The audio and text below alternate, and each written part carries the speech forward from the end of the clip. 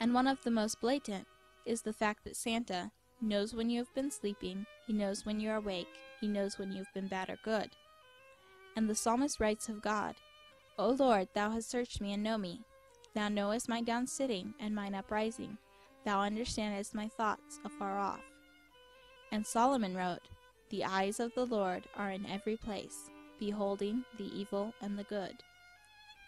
There are other characteristics that can be made showing him to be a counterfeit, but we will not endeavor to go through them all at this time. Obviously, Santa is a counterfeit for Christ, but does he also have pagan origin? Behind the name Santa Claus actually stands the figure of the pagan Germanic god Thor, after whom Thursday was named. Some details about Thor from ancient German mythology will show the origin of the modern Santa Claus tale. Thor was a god of peasants and common people.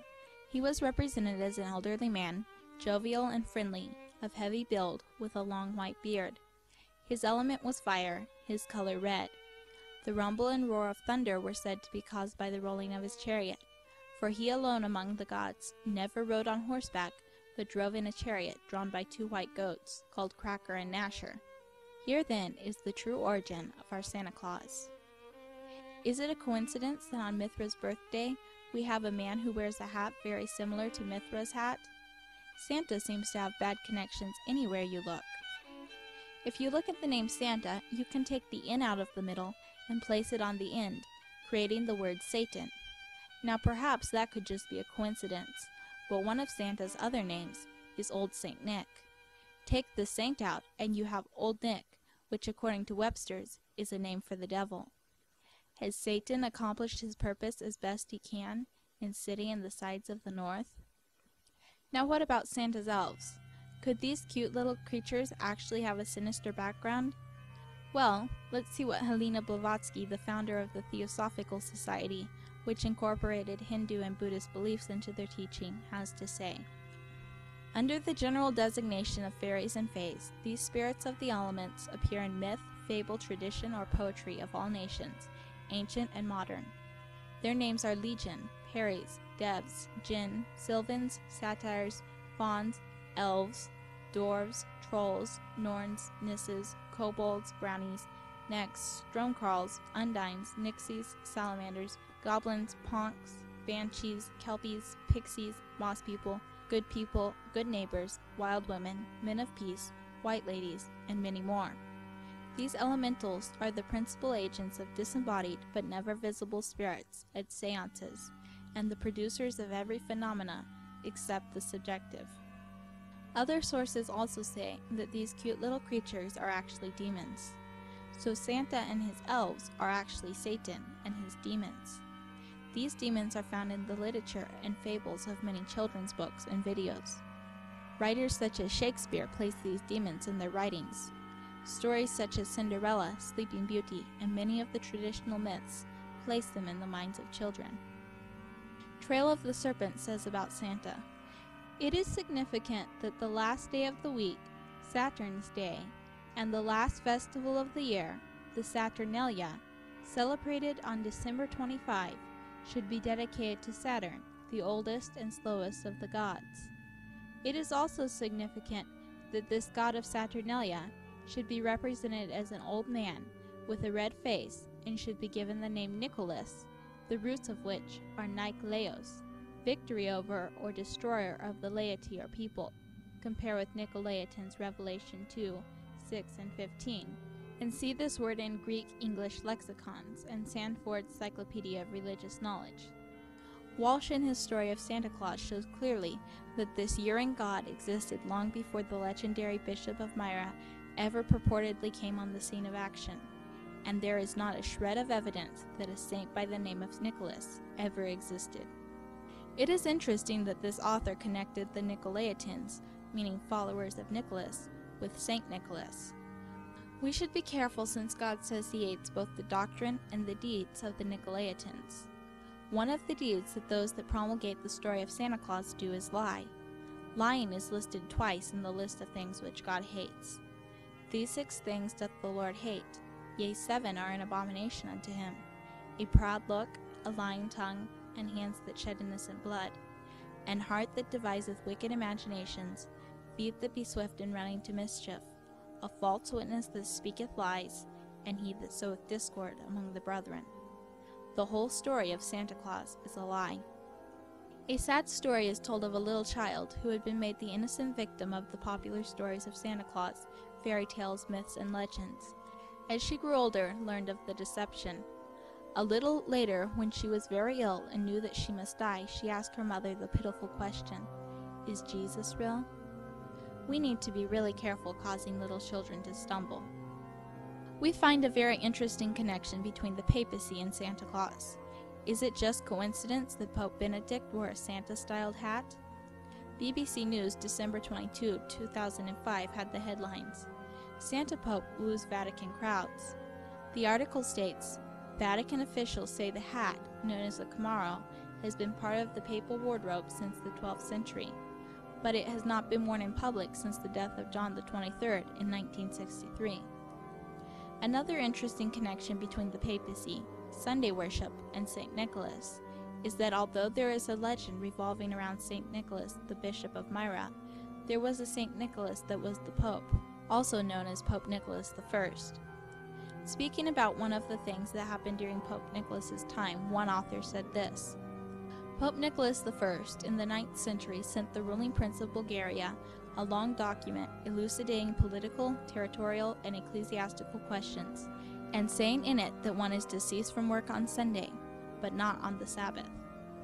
The Church considered Pope Nicholas so important that not only did they make him a saint, Pope Adrian, or Hadrian that came after him, wrote, "We beseech you, my brethren, to re-establish the name of Pope Nicholas in the books and sacred writings of your churches, to name him in the Mass, and to order the bishops to conform to our decision on this subject."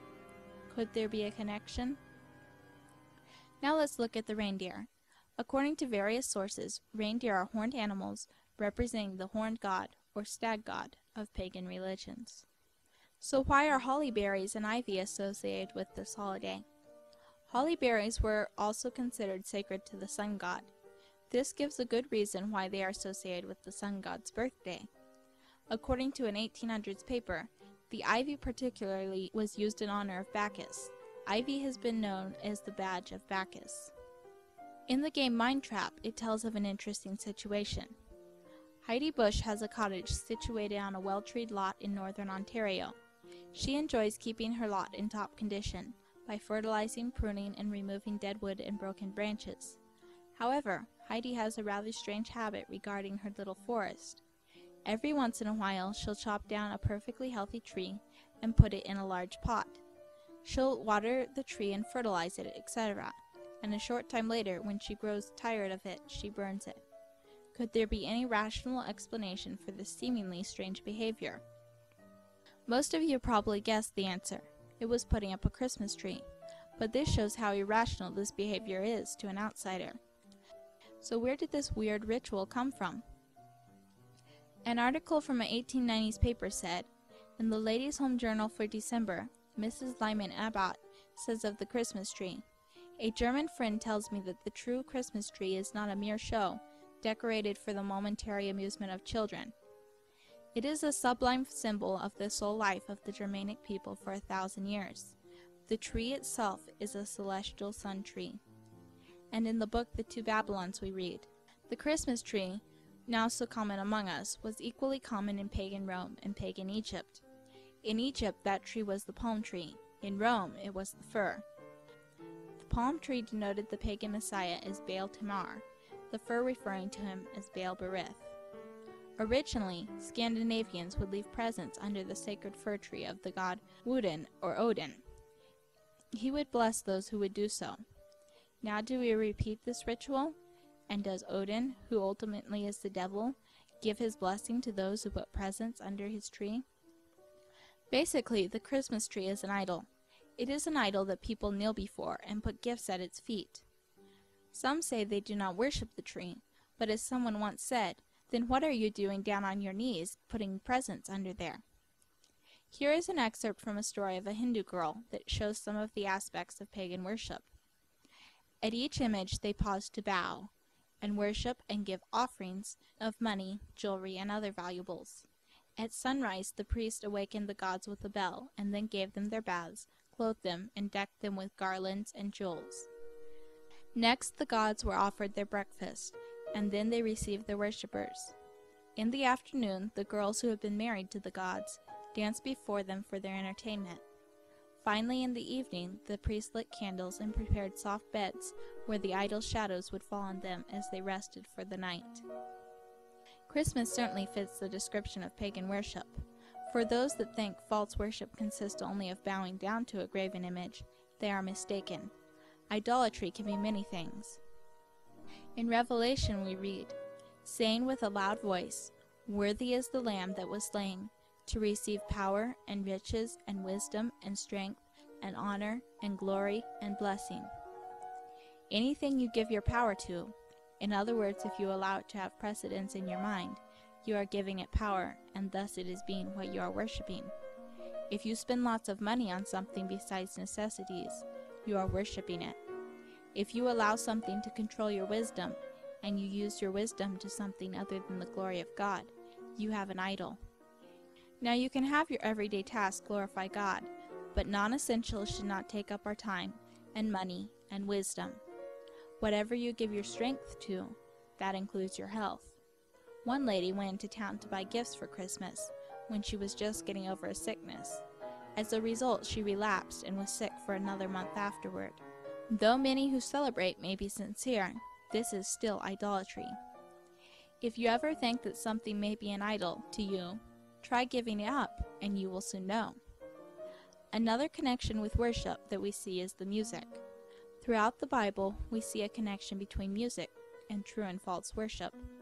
A 19th century writer stated, "Singing as part of a religious service is as much an act of worship as is prayer." And in Psalm 66:4 we read, "All the earth shall worship thee, and shall sing unto thee. They shall sing to thy name." Singing is an act of worship. Most of us probably wouldn't bow to something, but do we sing to the Christmas tree and Santa? In the Bible we read something that seems to describe a Christmas tree. "Thus saith the Lord, learn not the way of the heathen, and be not dismayed at the signs of heaven. For the heathen are dismayed at them, for the customs of the people are vain. For one cutteth a tree out of the forest, the work of the hands of the workman with an axe. They deck it with silver and with gold. They fasten it with nails and with hammers, that it move not." Although some say this is a description of an idol, not a Christmas tree, as we have already seen, the tree is an idol. Also, if our practices are so similar that a description of them sounds identical to one of God's descriptions of pagan idolatry, then is our practice really innocent and avoiding the appearance of evil?